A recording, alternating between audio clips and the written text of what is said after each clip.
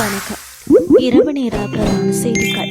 செய்திகளின் ஊடாக நர்மதா சிறையில் முதலில் தலைப்புச் செய்திகள். மின் கட்டணத்தில் நிவாரணம் வழங்க எடுக்கப்பட்டுள்ள நடவடிக்கை. தங்கல பேருந்து விபத்தில் 40க்கும் மேற்பட்டோர் காயம். கோர்முஸ் நீரிணையில் மீண்டும் பதற்றம், சரக்கு கப்பல் மீது தாக்குதல். இனி விரிவான செய்திகள். மீன்கல சக்தி சேமிப்பு முறையின் கீழ் மேலும் 7 களஞ்சிய கட்டமைப்புகள் இலங்கைக்கு கொண்டுவரப்பட உள்ளதாக தகவல் வெளியாகியுள்ளது.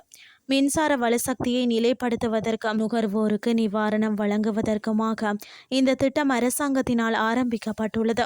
இந்த 7 சக்தி சேமிப்பு களஞ்சிய கட்டமைப்புகளும் பாணந்துறை, பெலியத்த, கம்பாந்தோட்டை, அம்பாறை, வவுனதீவு, வாழைச்சேனை மற்றும் மகியங்கனை ஆகிய பகுதிகளில் உள்ள மின்சார பரிமாற்ற உபநிலைகளுக்கு அருகில் நிறுவப்பட்டுள்ளதாக தெரிவிக்கப்படுகின்றது. இந்த சேமிப்பு கட்டமைப்புகளை பயன்படுத்தி 280 மெகாவாட் மின்சாரத்தை சேமிக்க முடிவதுடன் தினமும் 70 மெகாவாட் மின்சாரத்தை தேசிய மின் விநியோக கட்டமைப்புக்கு வழங்க திட்டமிடப்பட்டுள்ளதாக துறைமுகங்கள் மற்றும் சிவில் விமான சேவைகள் அமைச்சு அறிவித்துள்ளது. இந்த திட்டத்தின் கீழ் ஜூன் மாதம் ஆரம்பத்தில் கொண்டுவரப்பட்ட 8 கட்டமைப்புகளை தெரிவு செய்யப்பட்ட உப நிலையங்களுக்கு அருகில் நிறுவும் பணிகள் தற்போது நடைபெற்று வருகின்றன. இப்பணிகள் ஜூலை மாத இறுதியில் நிறைவடைவதுடன் அதன் மூலம் 80 மெகாவாட் மின்சாரத்தை தேசிய மின் விநியோக கட்டமைப்புக்கு வழங்க முடியும் என சுட்டிக்காட்டப்பட்டுள்ளது. தங்கல்ல மாத்தறை பிரதான வீதியின் தலல்ல பகுதியில் இன்று காலை இடம்பெற்ற விபத்தில் 40க்கும் மேற்பட்டோர் காயமடைந்துள்ளனர்.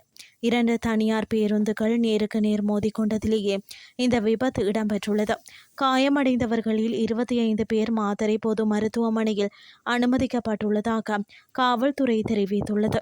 இனி வெளிநாட்டு செய்திகள். கோர்முஸ் நீரிணையை கடக்க முயன்ற சிங்கப்பூர் கொடியேந்திய எவர் லவ்லி என்ற கப்பலை ஈரான் ராணுவம் தாக்கியுள்ளதாக சர்வதேச ஊடகங்கள் செய்தி வெளியிட்டுள்ளன. அமெரிக்கா மற்றும் ஈரான் இடையே தற்காலிக அமைதி ஒப்பந்தம் கையெழுத்தான நிலையில் இந்த தாக்குதல் நடத்தப்பட்டுள்ளது. இதனால் மீண்டும் கார்முஸ் ஜலசந்தியில் பெரும் பதற்றம் ஏற்பட்டுள்ளது.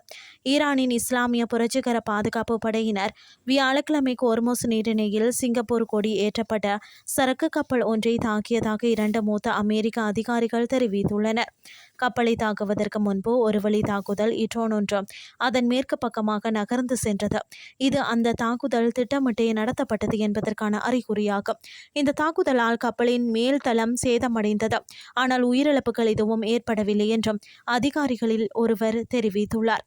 இந்த சம்பவம் குறித்து ஈரான் தரப்பில் இருந்து உடனடியாக இந்த கருத்தும் தெரிவிக்கவில்லை. செய்திகள் யாவும் நிறைவடைகின்றது.